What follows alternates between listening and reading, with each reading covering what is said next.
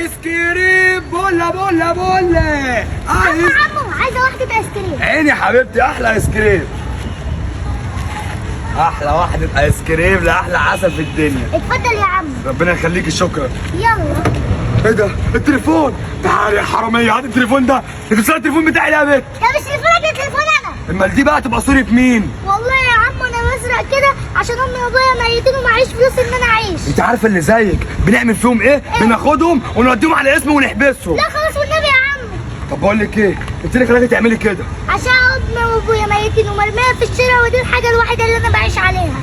اقسم بالله انت صعبت عليا. انا عايز اقول لك ان انا حالي من حالي، انا برضو غباء امي متوفيين ونازل على العربيه دي عشان خاطر اكل عيش بيها. بص يا ستي، انا كل اللي عملته من الصبح هي ال 200 جنيه دي. خدي وخدي ال 5 جنيه بتاعتك وهاتي لك اللي انت عايزاه، بس بالله عليك ما تعملي كده تاني. حاضر. هتوعديني مش هتسرقي تاني؟ اوعدك. وانا اسمي وجدي، ولو عايزت مني اي حاجه انا كده كده بعدي كل يوم هنا. ماشي. ماشي، يلا باي. ايس كريم بولا بولا بولا.